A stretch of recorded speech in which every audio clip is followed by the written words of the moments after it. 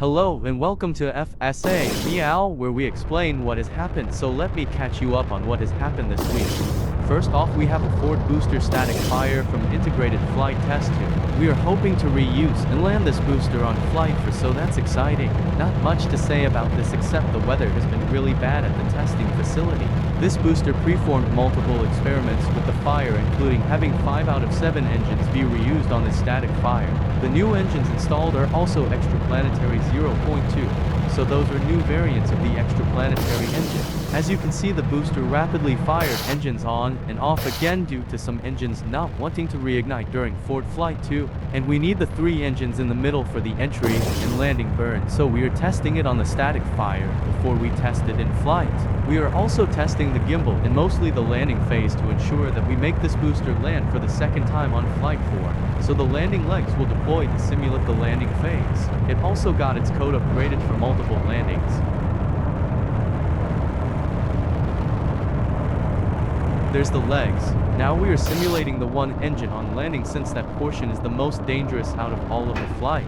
We can also go up to 3 engines for the landing burn in case of not rapid enough deceleration. This static fire lasted about 2 minutes for the burn and legs. We also tested the aero fins and tanks for proofing them for Flight 4 out of 5. Next up we have Flight 3, which will not feature this booster or a second landing attempt. It will feature the first booster flown on Flight 1. And it will be diverting with good or bad conditions, but if it stays intact we could theoretically recover it, but it would never be flown again. Put what you think will happen in the comments.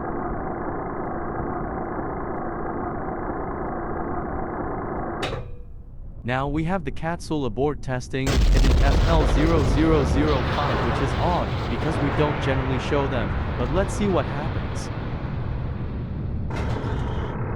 The capsule has no means of aborting currently, so we are coming up with ideas, and there's the abort. This capsule is a test article, so it will never fly on real missions, but it will pave the way to safer space travel. This capsule is a test article, so it will never fly on real missions, but it will pave the way to safer space travel. We are wondering if this abort system is going to be the one, but we again are not sure on this one because of extra moving parts and code. Although this is the leader for concepts for aborts, there are no crew on board, but whenever it is safe to test with crew, that will be featured in the according FSA Meow.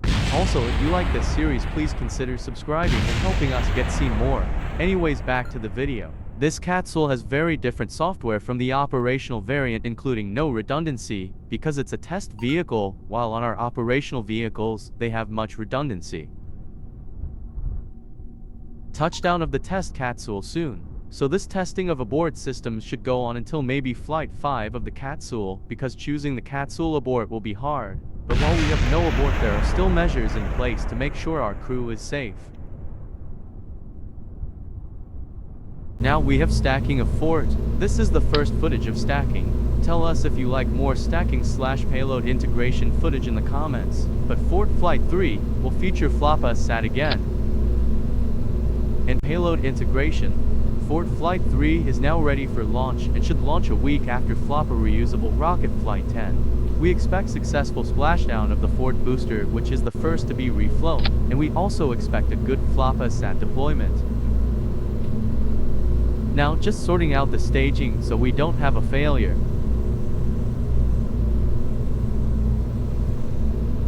Now speaking of FLAPA reusable rocket, when will it test? Well, the answer is it has. It preformed multiple tests for its upcoming launch, as you can see here.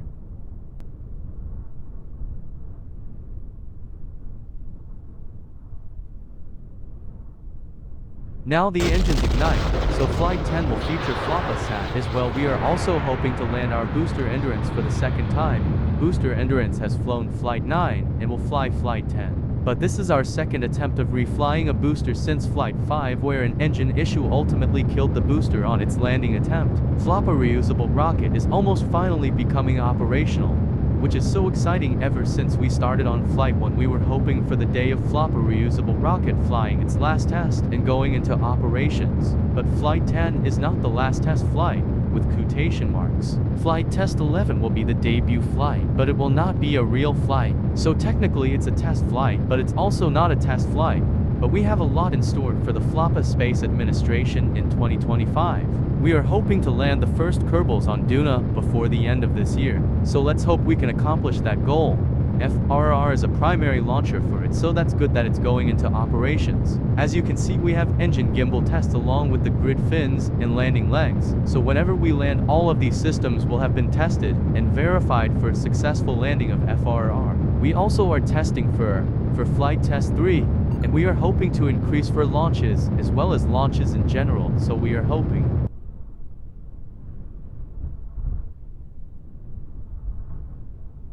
In gimbal testing, there will be more of this on the test flight, but anyways, now we are testing the landing sequence. But that's really all for now. If you watched until the end, there is some special footage. I have been Meow 1 and bye.